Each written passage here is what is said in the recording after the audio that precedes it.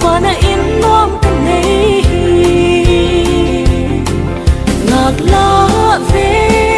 tua ko pi ka tun hum di to Giêsu a khut pon ka let ni chia lung dam na khi tôi te alwang hi nga ki hong han pa on si lung dam min la ka sa di en ven tung no ong la ya mel sia mi poi tam pi te van mi pong a et lo do pan bol pha hin zo ta le ai ko siat na te kham lo khu I khuta u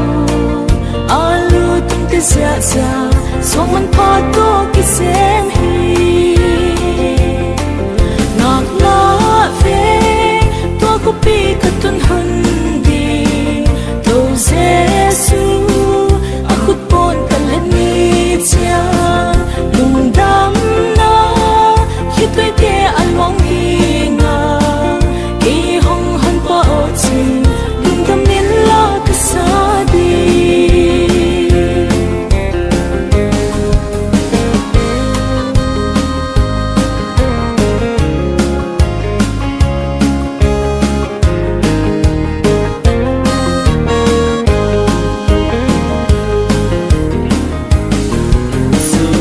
han wal hong jam san apai sai le ngai te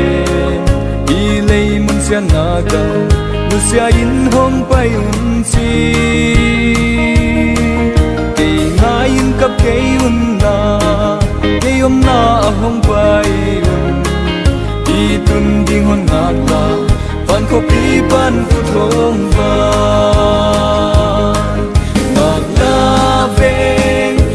ko pi ka tun hun de to Giêsu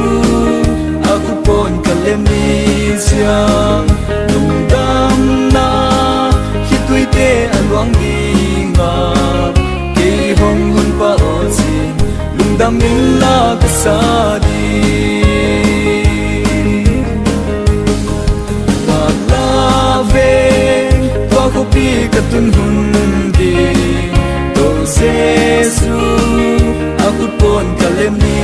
siang lung dam na khi tui te alwang ni nga ke hong hon pa o chi